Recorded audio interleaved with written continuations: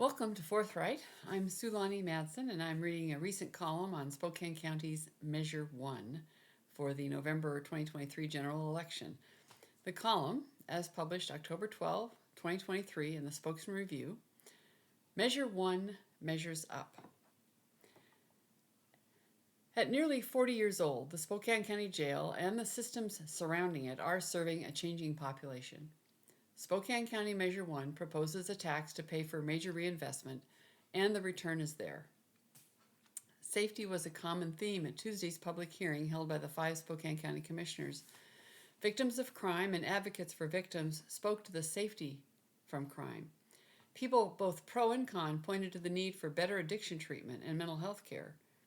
Testimony against the measure pointed to past lawsuits over jail conditions, describing the proposed plan as not specific enough, but there is a plan outlining the areas of spending.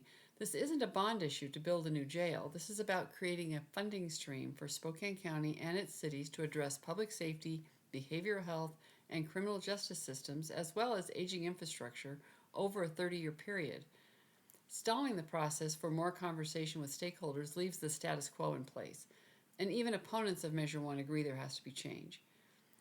More than a decade ago, a study proposed redesigning the system to help break the cycle of incarceration as well as overhauling facilities. But that was shelved in 2011, according to a conversation last month with former Sheriff Ozzie Knezovich. Delaying another decade isn't going to make the needs go away. Change requires money, which means taxes.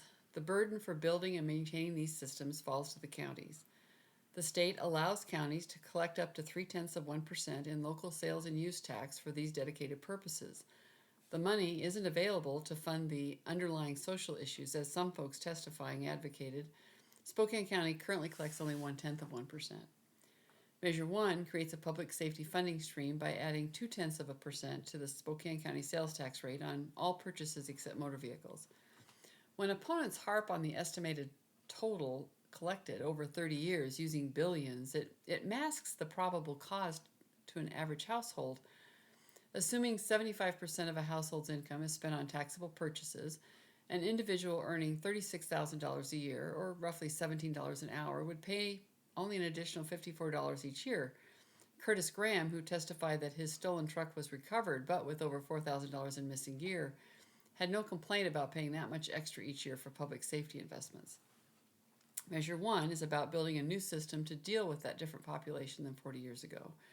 Sheriff John Knowles cited increasing substance abuse and needing a system designed to, quote, make sure there is something waiting for them that is less attractive than treatment, end quote. To be clear on terms, a county jail is not a place for long-term lockup. Jails hold people who have been sentenced to less than 1 year in detention, or who have been arrested and are awaiting the next step, whether trial or diversion to services. County jails have to deal with both the will-nots and the can-nots, those who will not accept help to change their lives, and those who cannot make that choice without support. To the radicals in the jail abolitionist movement, no jail is ever a good jail. To crime victims, effective use of jail to separate the will-nots from the community is essential for safety. Jennifer Maroya Thomas described the cost to restore a family broken by violent crime, her family, as tens of thousands of dollars. Former law enforcement officer Mark Howard said, "It's amazing what people will talk to you about in the backseat of a patrol car."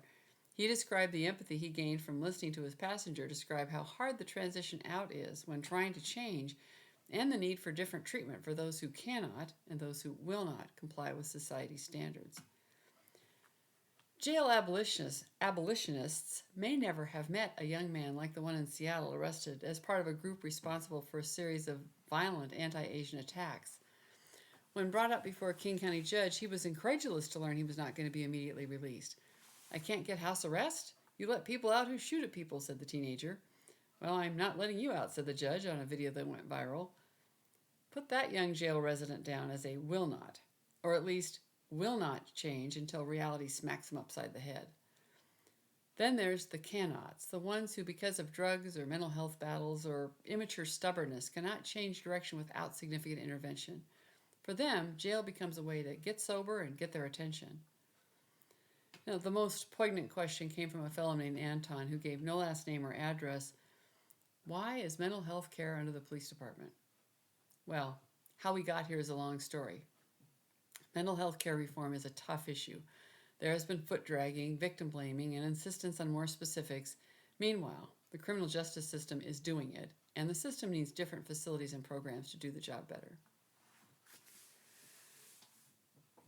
So, at the end of the column, I went to that meeting with an open mind.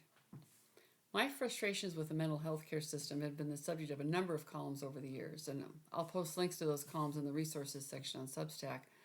But I'll have to say, as both a first responder working directly with law enforcement on mental health calls and watching as family members have struggled to find help for their mental health, the criminal justice system has been doing a more effective job. The population served in the jail has changed radically over the last 40 years, and the jail needs work to be able to accommodate that. One of the people testifying said there's over 20 different agencies that are ready and willing to be providing programs to people who are in jail, whether they're waiting for trial or whether they're in detention, programs that can help them make that transformation and help get them through the system. There just isn't space for them to operate in there safely. It's just, space is a problem. But this isn't really about the jail, although that is what Spokane County has made clear as an early priority. What I realized this is really about, as I listened, is about how the state has forced responsibility for infrastructure for criminal justice and behavioral health onto the counties, and then graciously allows each county to adopt up to a 0.3% sales tax to fund all of it. The RCW also dictates how that designated sales tax fund is distributed between county and cities, and city councils all over Spokane County will have a responsibility to spend their portion wisely to address the needs in their own communities, and as those needs change over 30 years.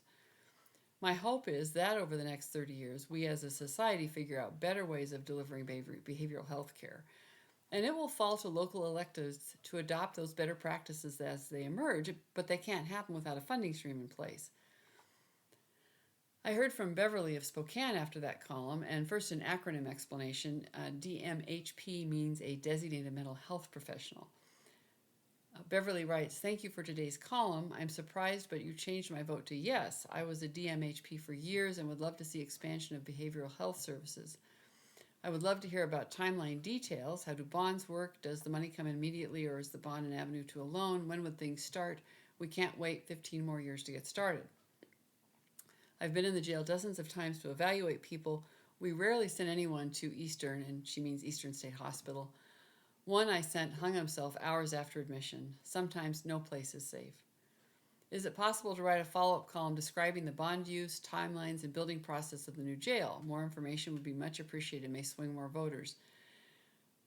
Beverly, I won't get into another column on Measure 1 before the election. Ballots are being mailed out today and tomorrow.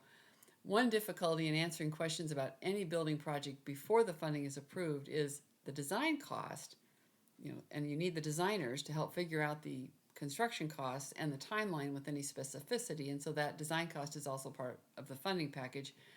That was always a challenge with any of the school district work I was involved in, even with school districts having a process for some upfront funding for planning preliminary design. And this isn't a bond issue, it's a sales tax, so that's a little different. But I will follow the planning as it proceeds, assuming Measure 1 passes. As for inmate safety, it was my formerly homeless nephew who struggles with mental illness and has been on the inside who convinced me to support Measure 1. When I got home and showed him the handout for the jail project, he said the proposed separate units was just what they need to keep people like him safer. Sometimes jail or the threat of jail is what it takes for someone to change direction. With this funding stream, the cities in Spokane County will have opportunities to invest in better safety net systems as well, safety nets that are not a trap, that really help people make that transformational change for the benefit of the entire community. Spokane County has plans to use Measure 1 funds to make the jail a more effective part of encouraging those transformational changes. Thank you for listening, and remember to return your ballot before November 7th. Subscribe on Substack with or without a pledge for notification of new content.